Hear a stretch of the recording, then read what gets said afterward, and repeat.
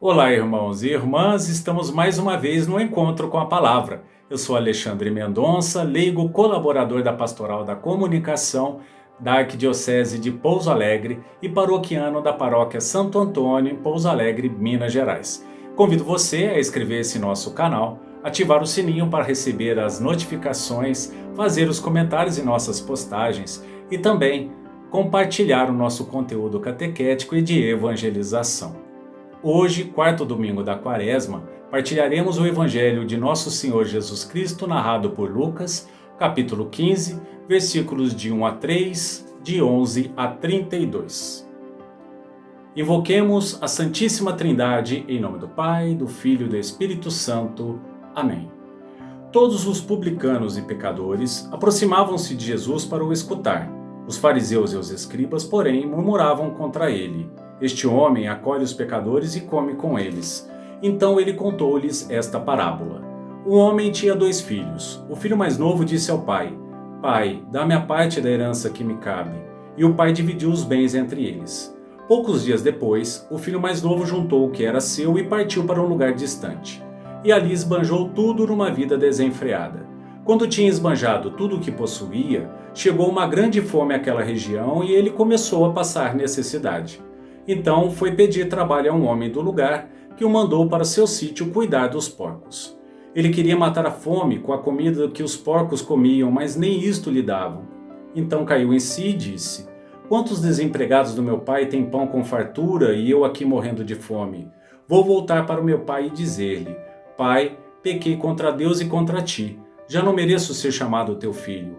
Trata-me como um dos teus empregados. Ele então partiu e voltou para seu pai. Quando ainda estava longe, seu pai o avistou e foi tomado de compaixão. Correu-lhe ao encontro, abraçou-o e o cobriu de beijos.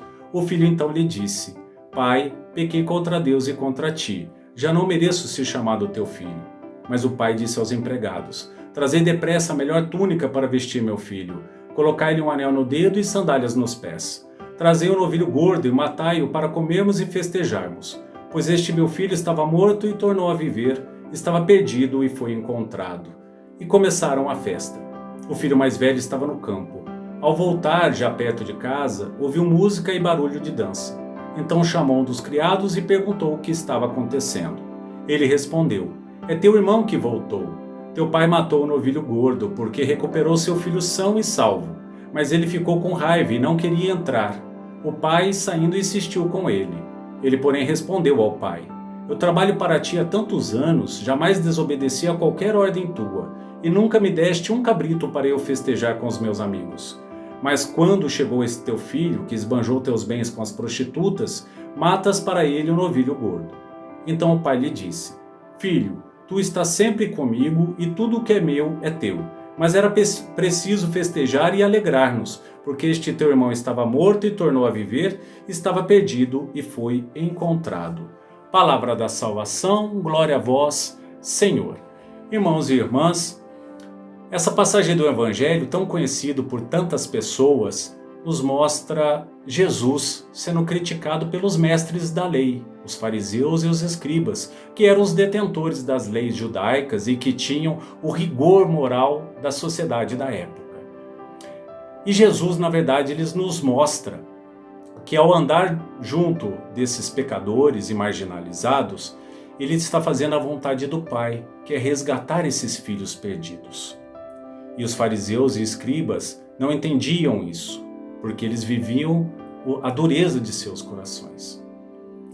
Mas nós precisamos também analisar essa passagem do Evangelho num contexto mais amplo. Nós precisamos observar que Deus misericordioso, ele tem compaixão por todos os seus filhos e filhas.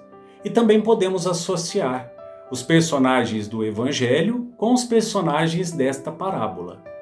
Os fariseus e os escribas, eles podem ser comparados ao filho mais velho, que seguia as leis de Deus, que seguia as leis do Pai, mas que tinha o coração endurecido, que vivia do rigor daquilo que eles acreditavam ser o mais certo e o mais correto. E não aceitavam aqueles filhos perdidos, não tinha esse compaixão e esse amor. Os publicanos, pecadores, que nós podemos comparar a esse filho perdido, esse filho mais novo que saiu em busca dos prazeres do mundo e que no final se perdeu, mas que hoje ele deseja essa reconciliação com o Pai através de Cristo Jesus.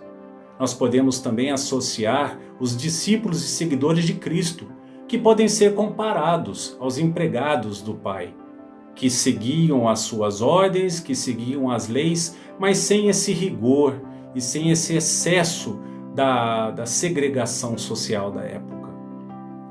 Além desses personagens notoriamente vividos, nós também podemos observar alguns personagens ocultos, como é o caso das prostitutas e outras pessoas que esse jovem se relacionou e que de nada foi frutífero, apenas esgotou todos os recursos que ele tinha, levando ele aos prazeres do mundo, mas que levou ele ao fundo do poço. O próprio dono do sítio, que ofereceu para ele um serviço junto aos porcos, sobre uma perspectiva de ajuda, deu a ele um emprego degradante que de nada dignificava um ser humano. Bom, para todos esses personagens, existe um Deus, que é o Pai, e que ama a todos esses filhos. E aí fica a pergunta para mim e para você. Com qual desses personagens podemos nos associar? Com qual desses personagens podemos fazer uma comparação das nossas atitudes com esses filhos? Independente de qualquer que seja a resposta, sabemos que temos um Deus Pai misericordioso, que ama a todos e que deseja resgatar os seus filhos e filhas para viver da paz, da felicidade e a vida plena do seu reino. É assim que Deus deseja para todos nós.